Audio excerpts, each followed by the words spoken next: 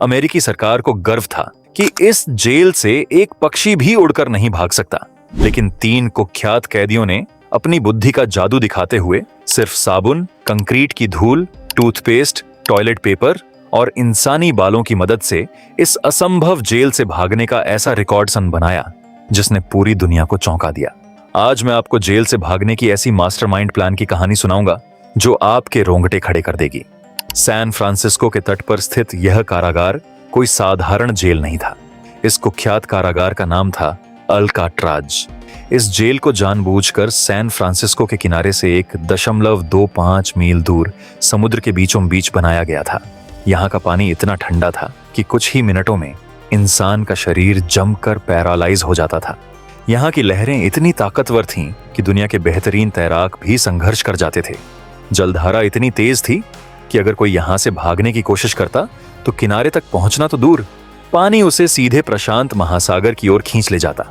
कैदियों में डर पैदा करने के लिए अधिकारियों ने अफवाह फैला रखी थी कि अल्काट्राज के आसपास भूखी शार्क मछलियां घूमती हैं। इस जेल में अमेरिका के सबसे कुख्यात और खतरनाक अपराधियों को रखा जाता था। बड़े बड़े माफिया डॉन यहाँ आने के बाद बच्चों की तरह रोते कराहते थे। यहाँ के गार्ड इतने सख्त थे कि हर 3 कैदियों पर एक गार्ड 16 घंटे निगरानी रखता था। जेल की दीवारें मोटे, मजबूत कंक्रीट और स्टील से बनाई गई थीं। इन्हें तोड़ना लगभग पहाड़ तोड़ने जितना असंभव काम था। अगर कोई कैदी कोशिका तोड़कर बाहर निकल भी जाता तो उसे ऊंची दीवारें चढ़नी पड़तीं।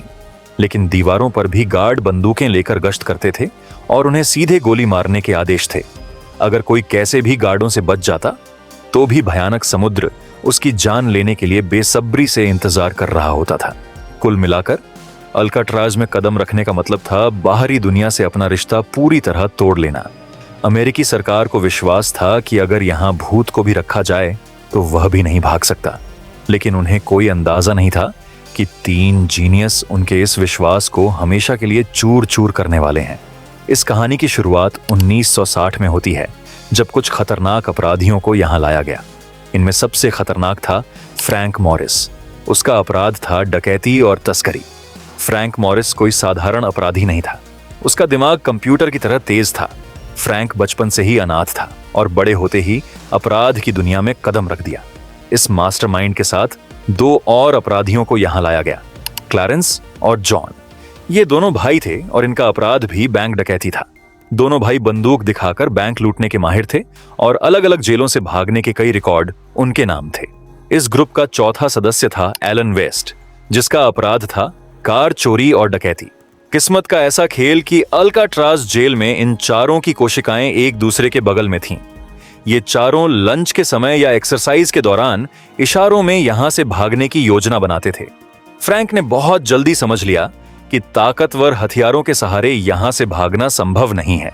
यहां से भागने के लिए उन्हें ऐसी जीनियस प्लान चाहिए थी जिसकी कल्पना कोई सपने में भी न कर सके। इन चारों ने एक दृढ़ प्रतिज्ञा की, या तो हम जेल से आजादी हासिल करेंगे या फिर ठंडे पानी में डूबकर मरेंगे, लेकिन कोशिश जारी रखेंगे। फ्रैंक मॉरिस ने जेल के हर कोने को स्कैन करना शुरू कर दिया। महीनों तक जेल की दैनिक दिनचर्या, गार्डों की ड्यूटी और कारागार की संरचना को देखने के बाद उसने एक ऐसा रास्ता खोज निकाला जिसे अल्काट्राज जेल बनाने वाले इंजीनियरों ने भी नहीं देखा था। फ्रैंक ने गौर किया कि अल्काट्राज जेल की संरचना उतनी मजबूत नहीं थी जितना प्रचार किया जाता था। समुद्र की नमकीन हवा ने जेल की ग्रिल और कंक्रीट को अंदर से खोखला कर दिया था। हर जेल की कोशिका में हवा आने के लिए एक छोटी लोहे की ग्रिल लगी थी। मॉरिस ने देखा कि नमी के कारण इस ग्रिल के आसपास का कंक्रीट कुछ कमजोर हो गया था। अगर किसी मजबूत धातु से इस कंक्रीट पर घर्षण किया जाए तो कुछ समय बाद वेंटिलेशन ग्रिल खुल जाएगी। अब सवाल था, इस कोशिका के पीछे क्या है? दरअसल अल्काट्राज जेल के डिजाइन के अनुसार कोशिका के पीछे एक यूटिलिटी कॉरिडोर था। यह जगह एक अंधेरी गुफा की तरह थी। चूंकि यह जगह हमेशा बंद रहती थी, इसीलिए यहां गार्ड नहीं आते थे। अगर कोई कैदी ग्रिल तोड़कर यहां पहुंच सकता था तो यहां से सीधे पाइप के जरिए जेल की छत पर चला जा सकता था। प्लान सुनने में जितना आसान था उतना ही मुश्किल था उसे अंजाम देना। उनके पास न कोई हथौड़ा था, न ड्रिल मशीन। सबसे बड़ी चुनौती थी कि उन्हें पूरा ऑपरेशन चुपचाप करना था। एक छोटी सी आवाज पर गार्ड अलर्ट हो जाते। ग्रिल तोड़ने के लिए उन्हें किसी धारदार हथियार की जरूरत थी। मॉरिस ने अपने साथियों को बताया, इस काम के लिए हमें किसी बाहरी हथियार की जरूरत नहीं है, हम जेल से मिली चीजों से ही एक टूल बनाएंगे। सबसे पहले क्लारेंस और उसके भाई ने कैंटीन से खाने के चम्मच चुराना शुरू किया।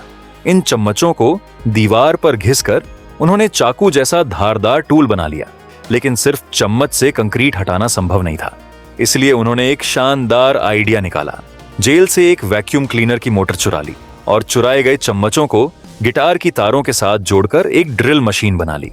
अब उनके पास दीवार ड्रिल करने के लिए एक परफेक्ट टूल था, लेकिन एक समस्या थी। मोटर चलाते ही आवाज होती थी और गार्ड किसी भी पल सुन सकते थे। इस समस्या के समाधान के लिए फ्रैंक ने एक और मास्टरपीस आइडिया लगाया। अल्काट्राज जेल में कैदियों के मनोरंजन के लिए उन्हें अपने अपने संगीत वाद्ययंत्र बजाने की अनुमति थी। मॉरिस ने इस मौके का फायदा उठाया। उसने एक तेज आवाज वाला वाद्ययंत्र बजाना शुरू किया, एकॉर्डियन। जब शाम के समय मॉरिस तेज आवाज में एकॉर्डियन बजाता, उसी मौके का फायदा उठाकर उसके साथी ड्रिल का काम करते। कंक्रीट के गुब्बार को वे अपनी जेब में भरकर चुपचाप प्रिजन यार्ड में फेंक आते थे। कई हफ्तों की कोशिश के बाद आखिरकार उन्होंने एक इंसान के गुजरने लायक छेद बना लिया, लेकिन एक बड़ी चुनौती और थी, दिन में बार बार होने वाली चेकिंग से इन छेदों को छिपाना। अगर कोई गार्ड एक बार भी कोशिका के अंदर झांक लेता तो आसानी से छेद दिख जाता। इस समस्या से बचने के लिए उन्होंने एक और मास्टरपीस आइडिया निकाला।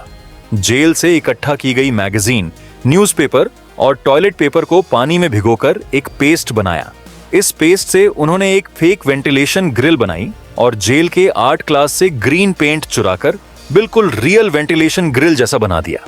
जब गार्ड कोशिका चेक करने आते तो वे अपने गंदे कपड़े या वाद्ययंत्र को ग्रिल के सामने रख देते थे और इस तरह चालाकी से गार्डों को बेवकूफ बनाते रहे।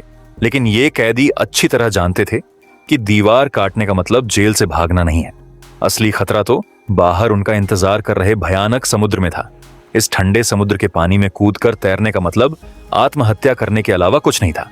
इसलिए उन्हें एक ऐसी नाव की जरूरत थी जिस पर सवार होकर वे समुद्र पार कर सकें। यहां से उनके प्लान का एक और खतरनाक चरण शुरू होता है। नाव बनाने के लिए उन्होंने जेल के स्टोर रूम से रेनकोट चुराना शुरू किया। ये रेनकोट बारिश के समय कैदियों को दिए जाते थे, लेकिन रेनकोट से एक बड़ी नाव बनाना आसान काम नहीं था। इसके लिए उन्होंने एक शानदार वैज्ञानिक आइडिया निकाला। पहले उन्होंने रेनकोटों को जरूरत के अनुसार काटा, फिर कोशिका के पीछे कॉरिडोर में मौजूद गर्म पानी के पाइप के भाप की मदद से रबर के टुकड़ों को एक दूसरे के साथ सील कर दिया। महीनों की मेहनत के बाद उन्होंने आखिरकार 14 फुट की लंबी मजबूत रेनकोट नाव बना ली। नाव के साथ तैरने के लिए उन्होंने रेनकोट लाइफ जैकेट भी बना ली।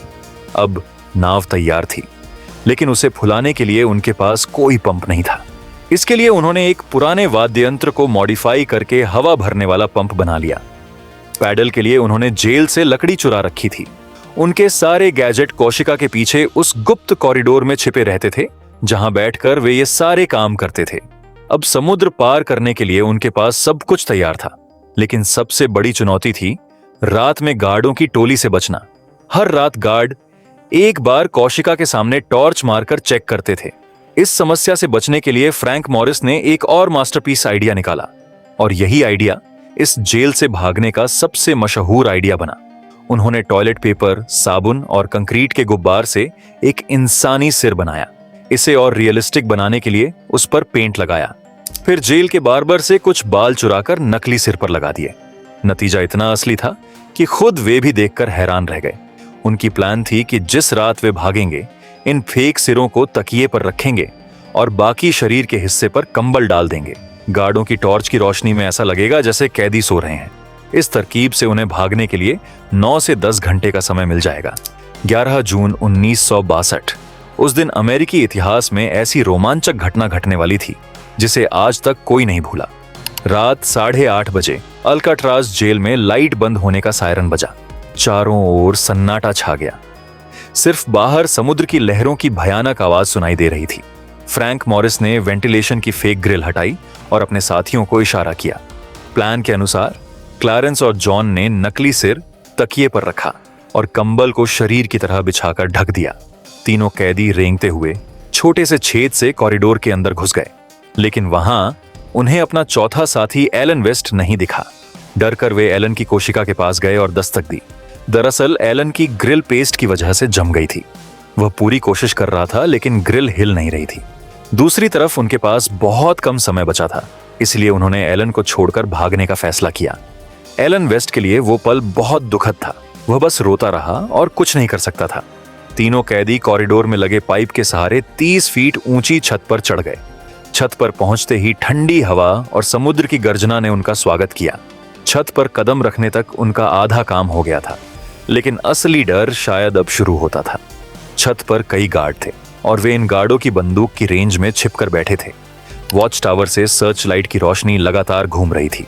सर्च लाइट से बचने के लिए वे रेंगते हुए आगे बढ़े। छत से नीचे उतरने के लिए उन्होंने 50 फीट के पाइप का सहारा लिया, जो छत से बाहर की ओर लगा था। उतरते समय उनकी पीठ पर रेनकोट की बनी नाव बंधी हुई थी। नीचे उतरते ही वे जेल के कांटेदार तारों के पास पहुंचे और यहां से समुद्र बस कुछ ही कदम दूर था। बड़ी मुश्किल से उन्होंने 15 फुट के कांटेदार तार को पार किया और तट के पास पहुंच गए। अब वे रात के अंधेरे में भयानक समुद्र के सामने खड़े थे। पानी इतना ठंडा था कि सिर्फ पानी की बौछार से ही वे कांपने लगे। उन्होंने अपने बनाए पंप से नाव को फुलाया और तीनों उस पर सवार हो गए। धीरे धीरे वे अंधेरे समुद्र में विलीन हो गए। इधर गार्ड जेल में बैठकर बातें करने में व्यस्त थे। उन्हें लगा कि सारे कैदी सो रहे हैं, लेकिन उन्हें कोई अंदाजा नहीं था कि अमेरिका की सबसे सुरक्षित जेल का गौरव पहले ही समुद्र के पानी में डूब चुका था। सुबह 7 बजे कैदियों को जगाने के लिए सायरन बजा। गार्ड भी डेली रूटीन के अनुसार कोशिकाएं चेक करने आए। जब एक गार्ड मॉरिस की कोशिका के सामने खड़ा हुआ, उसने देखा कि मॉरिस अभी भी सो रहा है। गार्ड ने उसे कई बार आवाज दी, लेकिन अंदर से कोई आवाज नहीं आई। सिर्फ उसका सिर दिख रहा था, बाकी शरीर कंबल में ढका था। गार्ड ने गुस्से से कोशिका के अंदर प्रवेश किया और मॉरिस के सिर पर हाथ रखा और अगले ही पल वह कुछ सेकंड के लिए डर से जम गया। कटा हुआ डमी सिर बिस्तर से नीचे गिर गया और उसके हाथ में सिर्फ बाल रह गए। गार्ड ने इस दृश्य को देखकर सीटी बजाना शुरू कर दिया। तुरंत अल्काट्राज जेल में इमरजेंसी सायरन बजा दिया गया। गार्ड दोनों भाइयों की कोशिका में गए और वहां भी वही डमी सिर पड़ा था। जल्दी से सभी कोशिकाओं की जांच शुरू की गई और पूरे प्लान का रहस्य सामने आ गया। एलन वेस्ट, जो कोशिका से बाहर नहीं निकल पाया था, ने डरकर सारी योजना गार्डों को बता दी। कुछ ही घंटों में अमेरिकी इतिहास का सबसे बड़ा सर्च ऑपरेशन शुरू हो गया। FBI, कोस्ट गार्ड और सैकड़ों पुलिसकर्मी समुद्र के चारों तरफ खोजबीन में जुट गए। अमेरिका के सारे न्यूज चैनल सिर्फ एक ही खबर दिखा रहे थे, अल्काट्राज से 3 कैदी फरार। लेकिन समुद्र के दूर दूर तक तीनों कैदियों का कोई निशान नहीं मिला। अब दुनिया के सामने सिर्फ एक सवाल था, क्या वे तीनों कैदी सचमुच जीवित बच निकले? जरा आंखें बंद करके कल्पना करें, समुद्र की ठंडी लहरों में वे 3 कैदी, चारों तरफ घना अंधेरा, ठंडी हवा, रेनकोट की बनी उनकी नाव लहरों के झोंकों में कागज की नाव की तरह उछल रही थी। बचने के लिए उनके पास सिर्फ 2 रास्ते थे, या तो जलधारा के साथ बहकर समुद्र की ओर चले जाएं, या फिर एंजल आइलैंड तक पहुंच जाएं।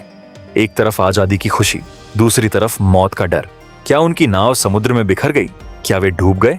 क्या शार्क मछलियों ने उन्हें अकौहन निगल लिया? क्या वे सचमुच किनारे तक पहुंच पाए?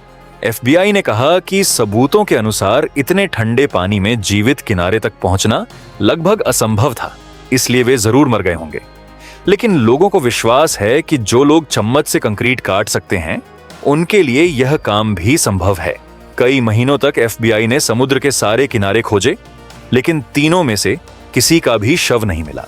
कुछ महीने बाद FBI को एक रेनकोट से बनी नाव मिली और एक प्लास्टिक बैग के अंदर दोनों भाइयों की फैमिली की फोटो मिली।